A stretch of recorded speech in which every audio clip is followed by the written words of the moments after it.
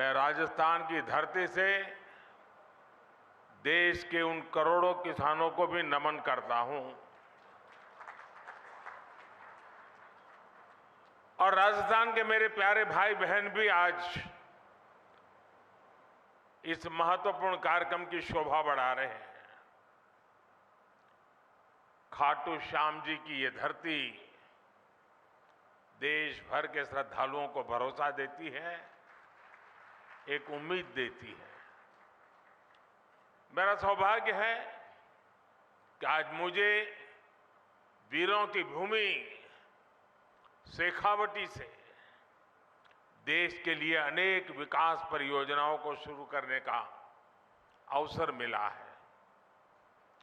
आज यहां से देश के करोड़ों किसानों को पीएम किसान सम्मान निधि के लगभग 18,000 करोड़ रुपए भेजे गए हैं, सीधे उनके बैंक खाते में जमा हुए हैं। आज देश में 1,25,000 पीएम किसान समृद्धि केंद्रों की शुरुआत की गई है। गांव और ब्लॉक लेवल पर बने इन पीएम किसान समृद्धि केंद्रों से करोड़ों किसानों को सीधा लाभ होगा। आज 1,500 से ज्यादा एफपीओ के लिए, हमारे किसानों के लिए open network for digital commerce यानी ONDC का लोकार्पण भी हुआ है। इससे देश के किसी भी कोने में बैठे किसान के लिए अपनी उपज बाजार तक पहुंचाना और आसान हो जाएगा। आज ही देश के किसानों के लिए एक नया यूरिया गोल्ड भी शुरू किया गया है। इनके अलावा राजस्थान के अलग अलग शहरों को नए मेडिकल कॉलेज और एकलव्य मॉडल स्कूल का उपहार भी मिला है। मैं देश के लोगों को, राजस्थान के लोगों को और खासकर मेरे किसान भाई बहनों को बहुत बहुत शुभकामनाएं देता हूं, बहुत बधाई देता हूं। साथियों, राजस्थान में सीकर और शेखावटी का ये हिस्सा एक प्रकार से किसानों का गढ़ है। यहां के किसानों हमेशा ये साबित किया है कि उनकी मेहनत के आगे कुछ भी मुश्किल नहीं है। पानी की कमी के बावजूद यहां किसानों ने धरती से भरपूर फसल लेकर दिखाई है। किसान का सामर्थ्य, किसान का परिश्रम मिट्टी से भी सोना निकाल देता है और इसलिए हमारी सरकार देश के किसान के साथ कंधे से कंधा मिलाकर खड़ी है। साथियों, आजादी के इतने दशक बाद आज देश में ऐसी सरकार आई है जो किसान का दुख दर्द समझती है, किसान की चिंता समझती है। इसलिए बीते 9 वर्षों में भारत सरकार द्वारा लगातार किसान हित में फैसले लिए गए हैं। हमने बीज से बाजार तक किसानों के लिए नई व्यवस्थाओं का निर्माण किया है। मुझे याद है, यहां राजस्थान के सूरतगढ़ से ही हमने 2015 में सॉइल हेल्थ कार्ड योजना शुरू की थी। इस योजना के माध्यम से हमने देश के किसानों को करोड़ों सॉइल हेल्थ कार्ड दिए। इन कार्डों की वजह से आज किसानों को मिट्टी की सेहत के बारे में पता चल रहा है। वो उसी हिसाब से खाद का इस्तेमाल कर रहे हैं। मुझे खुशी है कि आज फिर राजस्थान की धरती से किसानों के लिए एक और बड़ी योजना शुरू की जा रही है। आज देश भर में 1.25 लाख से ज्यादा प्रधानमंत्री किसान समृद्धि केंद्र राष्ट्र को समर्पित किए गए हैं। ये सभी केंद्र सच्चे अर्थों में किसानों की समृद्धि का मार्ग प्रशस्त करेंगे। ये एक तरह से किसानों के लिए वन स्टॉप सेंटर है। आप किसान भाई बहनों को अक्सर खेती से जुड़े सामानों के लिए, दूसरी जरूरतों के लिए अलग अलग जगह पर जाना पड़ता है। अब आपको ऐसी मुश्किलों का सामना नहीं करना पड़ेगा। अब प्रधानमंत्री किसान समृद्धि केंद्र किसानों को वहां से बीज भी मिलेगा और खाद भी मिलेगा। इसके अलावा खेती से जुड़े औजारों और दूसरी मशीनें भी इस केंद्र पर मिला करेगी। ये सेंटर खेती से जुड़ी हर आधुनिक जानकारी किसानों को देंगे।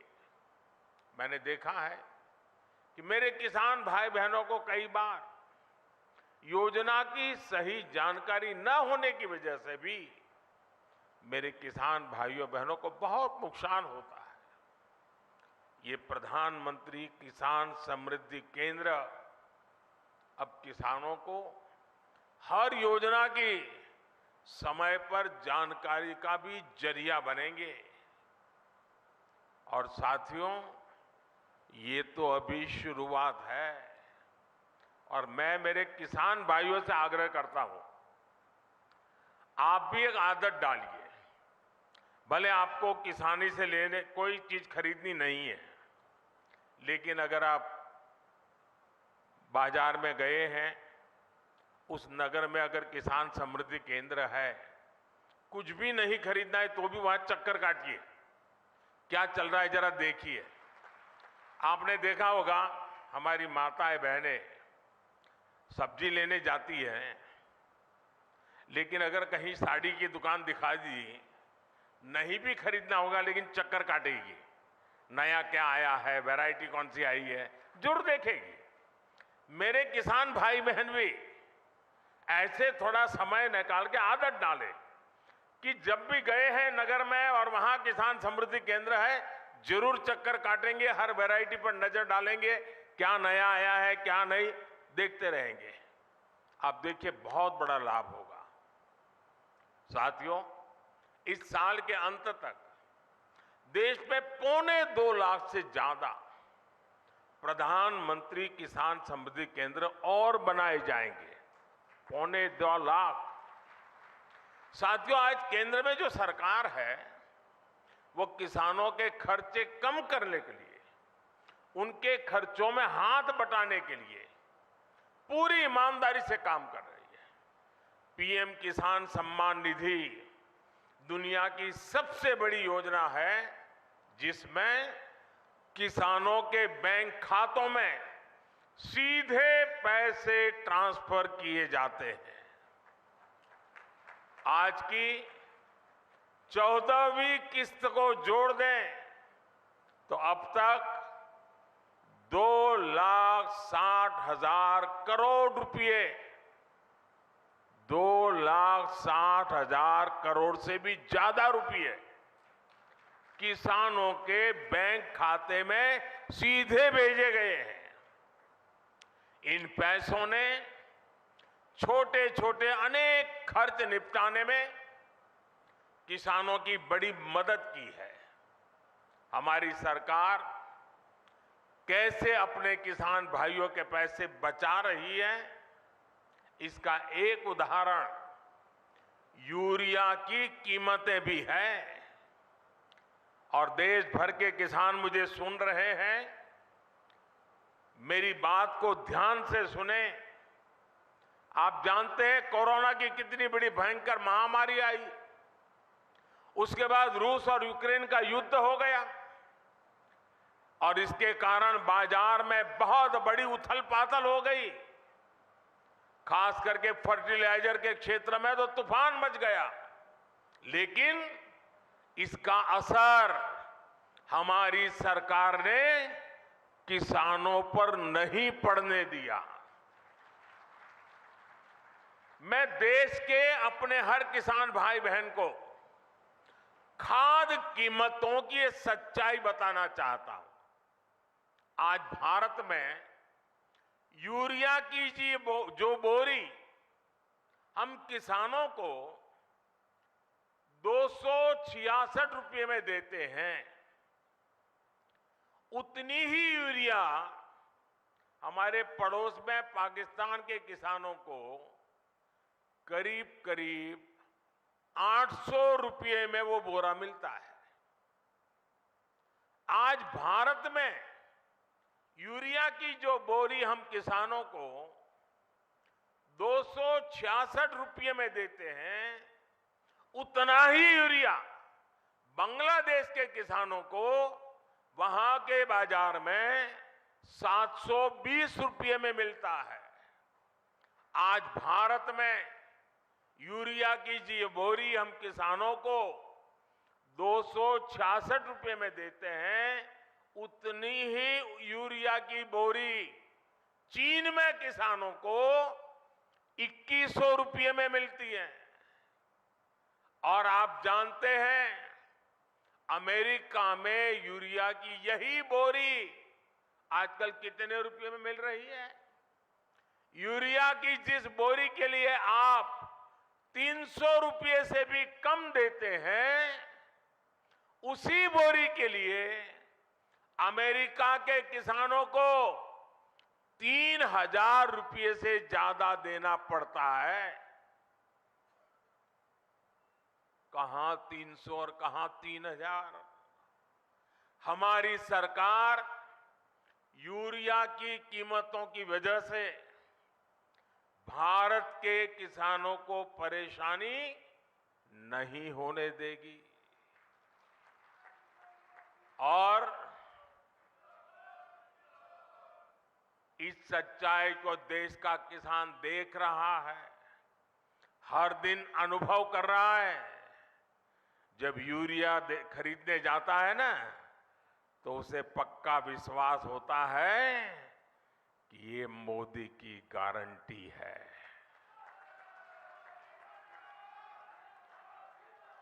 गारंटी किसको कहते हैं, वो किसान को पूछोगे तो पता चलेगा। साथियों, राजस्थान में आप सभी किसान अपनी मेहनत से बाजरा जैसे मोटे अनाज उगाते हैं और हमारे देश के अलग अलग कोने में अलग अलग प्रकार से मोटे अनाजों की खेती होती रहती है। अब हमारी सरकार ने मोटे अनाजों के लिए श्री अन्न की उसे पहचान दी है। श्री अन्न के नाम से सारे मोटे अनाज पहचाने जाए। हमारी सरकार भारत के मोटे अनाजों श्री अन्न को दुनिया के बड़े बड़े बाजारों में ले जा रही है। सरकार के प्रयासों की वजह से अब देश में श्री अन्न का उत्पादन, उनकी प्रोसेसिंग, उनका एक्सपोर्ट सभी कुछ बढ़ रहा है। और मुझे पिछले दिनों अमेरिका में व्हाइट हाउस में राष्ट्रपति बाइडेन के निमंत्रण में भोजन के लिए जाने का अवसर आया और मुझे खुशी हुई कि उस थाली में भी हमारे मोटे अनाज की डिश थी।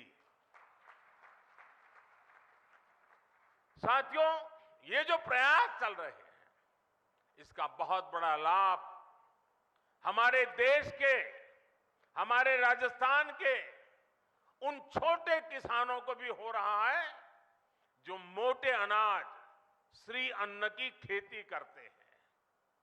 ऐसे कितने ही काम आज देश में हो रहे हैं जिनसे किसानों के जीवन में बहुत बड़ा बदलाव आ रहा है। साथियों, भारत का विकास तभी हो सकता है जब भारत के गांवों का विकास हो। भारत विकसित भी तभी बन सकता है जब भारत के गांव विकसित हो। इसलिए आज हमारी सरकार भारत के गांवों में हर वो सुविधा पहुंचाने का काम कर रही है जो शहरों में मिला करती है। आप सब जानते हैं कि एक समय था जब देश की एक बड़ी आबादी स्वास्थ्य सेवाओं से वंचित रहती थी। यानी करोड़ों करोड़ लोग हमेशा किस्मत के भरोसे अपना जीवन दांव पर लगा कर जीते थे। ये मान लिया गया था कि अच्छे अस्पताल तो दिल्ली, जयपुर में या बड़े शहरों में ही होते हैं। हम इस स्थिति को भी बदल रहे हैं। आज देश के हर हिस्से में नए एम्स खुल रहे हैं, नए मेडिकल कॉलेज खुल रहे हैं। हमारे इन प्रयासों का परिणाम है कि आज देश में मेडिकल कॉलेजों की संख्या बढ़कर 700 के पार हो गई है। 8-9 साल पहले राजस्थान में भी केवल 10 मेडिकल कॉलेज होते थे। आज राजस्थान में भी मेडिकल कॉलेजों की संख्या 35 हो गई है। इससे अपने ही जिले के आसपास अच्छे इलाज की सुविधा तो हो ही रही है। इनसे पढ़ाई करके बड़ी संख्या में डॉक्टर्स भी निकल रहे हैं। ये डॉक्टर्स छोटे कस्बों और गांवों में बेहतर स्वास्थ्य व्यवस्था का आधार बन रहे हैं। जैसे कि आज जो नए मेडिकल कॉलेज मिले हैं, इनसे बारां, बूंदी, टोंक, सवाई माधोपुर, करौली, झुंझुनू, जैसलमेर, धौलपुर, चित्तौड़गढ़, सिरोही और सीकर समेत कई इलाकों को लाभ होगा। इलाज के लिए अब लोगों को जयपुर और दिल्ली के चक्कर नहीं लगाने पड़ेंगे। अब आपके घर के पास अच्छे अस्पताल भी होंगे। गरीब का बेटा और बेटी इन अस्पतालों में पढ़कर डॉक्टर भी बन पाएंगे।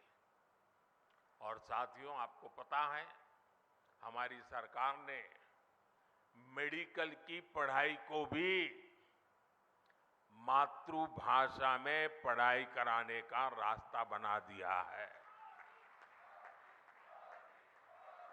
अब ये नहीं होगा कि अंग्रेजी न जानने की वजह से किसी गरीब का बेटा बेटी डॉक्टर बनने से रुक जाए। और ये भी मोदी की गारंटी है।